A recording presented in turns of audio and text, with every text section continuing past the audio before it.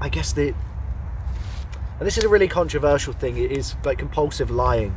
And the reason that I have, I've spoken about this quite a few times, and the reason that I have such an in-depth knowledge of compulsive lying and how it works and how you can overcome it is because I became a compulsive liar in my late teenage years, and I realised through my healing work and through my shadow work that this again came from the violence, the domestic violence.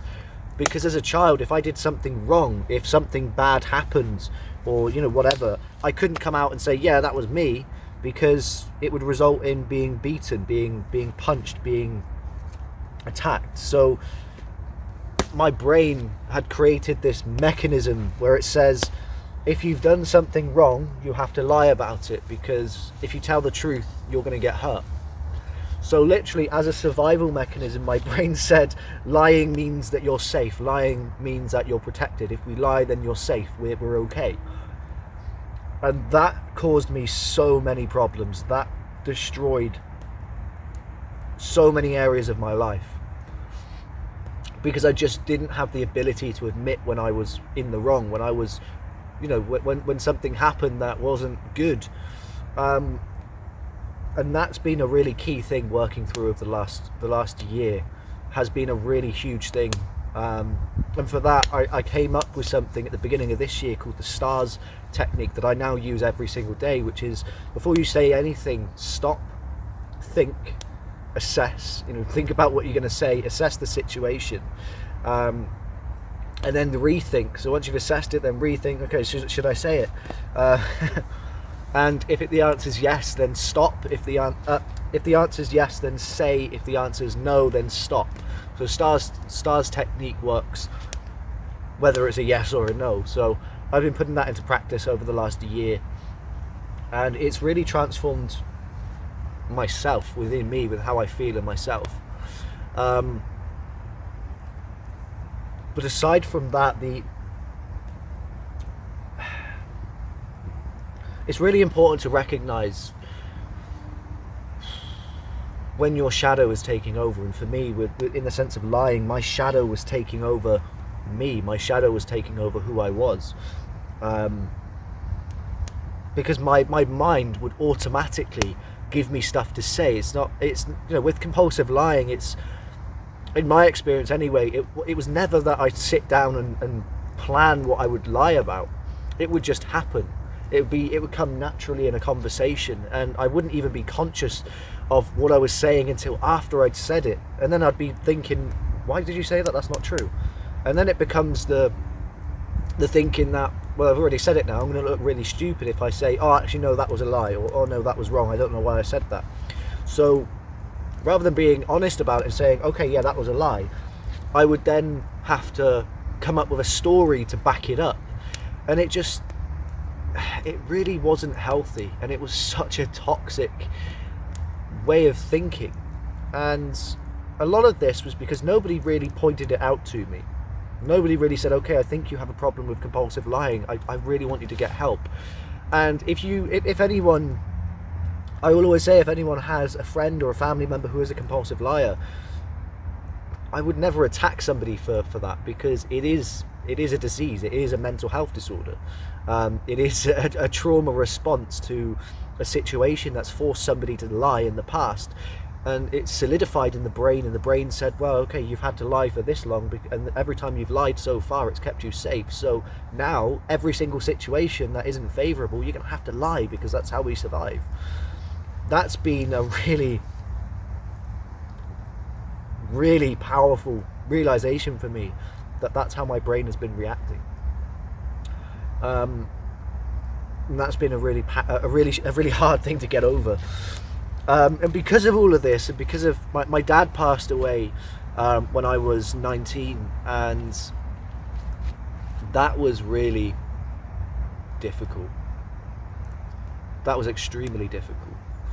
I went down and I started doing drugs. I started taking speed, amphetamines, Xanax, Valium. I really went down a deep, dark rabbit hole, and I almost didn't survive if it wasn't for an incredible couple who very kindly took me in and gave me everything I needed, and supported me until I got back on my feet, I probably would be dead. I would probably be dead. I'm almost certain of that, because of what I was doing before I moved to where I am now. And I'm eternally thankful to this amazing couple for trusting me and welcoming me into their home. And it was that random act of kindness from two complete strangers who didn't know me, I didn't know them, but they showed that much compassion for me and my situation that they took me in, and they said, okay, you can stay here until you get a job, and until you got something sorted, you can stay here as long as you like.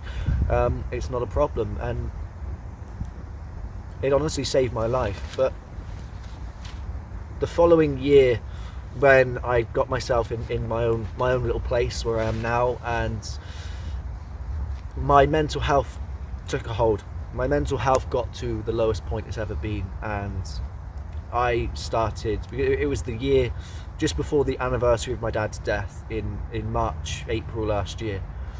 I'd started taking cocaine and MDMA, and it was every single night I was high on something. I was high on MDMA, I was high on cocaine, I was drunk, I was high on weed. All the time. I was never sober unless I was at work. And then after a while I started taking MDMA, or before work I'd be sprinkling dust of MDMA in my coffee in the morning, and I tricked myself into thinking, oh, it's okay, it's healthy, you're microdosing a psychedelic drug. No. I was slowly killing myself. I really was slowly killing myself. And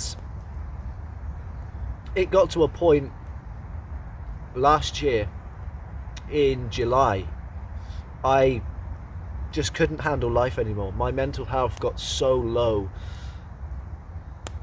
that I had muscle relaxers for tension headaches that I get, and I'd taken, I think, 2 boxes of amitriptyline and 2 bottles of whiskey, and God knows what else I took.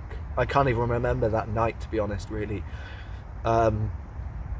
But I was lucky enough to have been found, and the only reason I was found is because I didn't lock my door. I didn't lock the door, and one of my housemates spotted me through the window, because a curtain, I just completely smashed everything up. I had a complete mental breakdown, and I'd smashed everything in my room. I'd smashed everything up, and because of that, the curtain wasn't quite covering the window. And right now I really am so thankful that curtain wasn't covering the whole window, because if my housemates didn't spot me and they didn't call an ambulance, I would be dead. And the hospital even said if we weren't called, if he wasn't here now, he might not have made it, and he probably wouldn't have made it.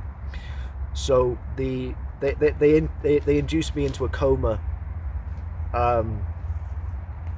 and I can honestly, when you see in movies like somebody waking up on a coma and everyone's just wavy and it's like a blur, it really is like that. It's terrifying. I just remember when I eventually became conscious, I just remember seeing everyone. I remember seeing like family members just there, but it was like they were all there at the same time, and I could hear all these voices and beeping noises, and I didn't know where I was. I didn't know if I was alive, if I was dead, if I was asleep, if I was dreaming. I didn't know if I was even real anymore. It was the most terrifying moment of my entire life, waking up in hospital on a ventilator and tubes everywhere, and being told that it was 2 days later and I'd been in a coma. But that triggered the biggest healing moment in my life, and it was that moment that I realized I can't live like this. I need to get myself clean. I need to stop drinking. I need to stop doing drugs. I need to get myself, because at this time, I'd lost my job. I'd lost everything in my life, from where I could see it. So coming out of hospital, a week later, I was back in work. I completely got myself clean. I gave up smoking. I gave up drinking and drugs and everything. And I started eating properly again, and life got pretty great. And then I started working in a new job that started playing on my mental health again, and I didn't enjoy it. and it took a toll on my relationship. It really did take a toll on my relationship.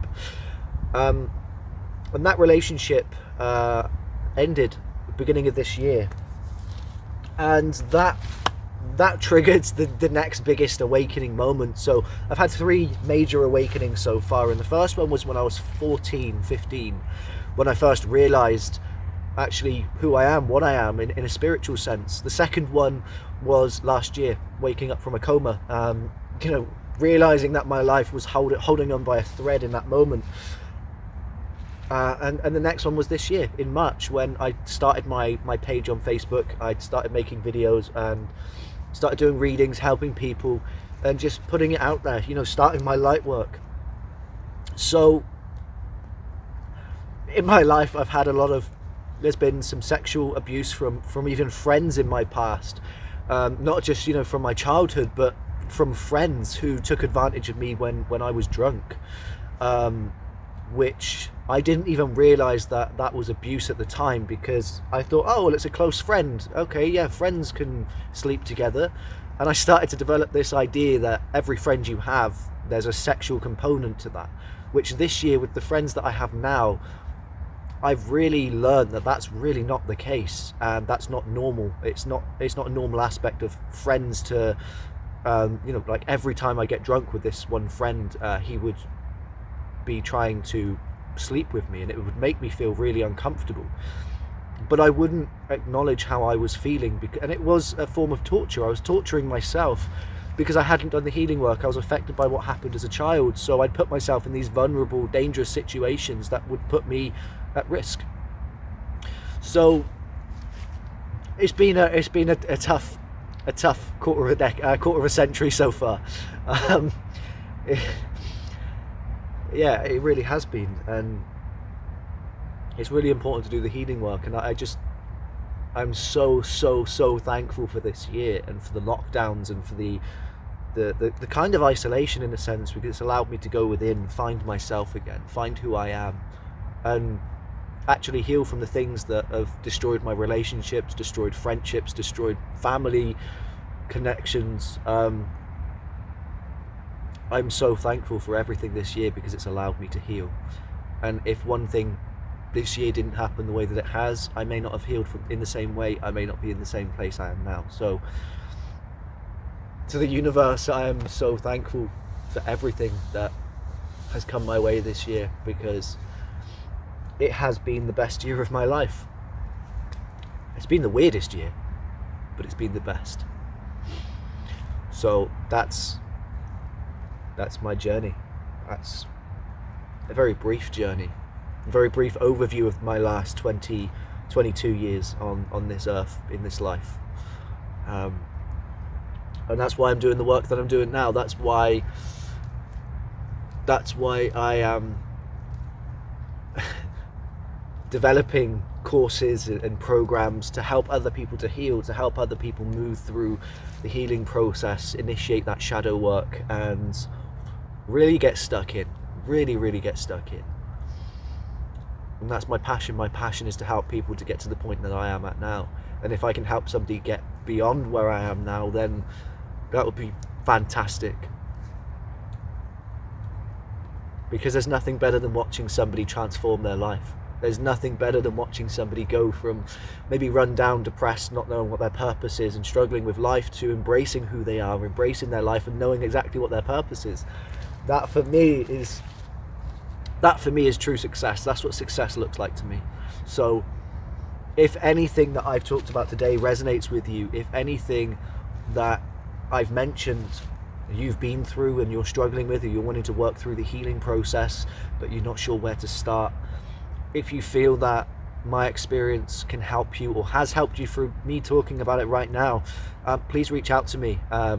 Let's hop on a call. Let's see if we can work through some stuff and initiate that healing process, because it's such a magical feeling when you finally heal, when you realize that shit, I've just released something that I've been holding on to for so long. So yeah, that's me, and I can't wait to hear about you.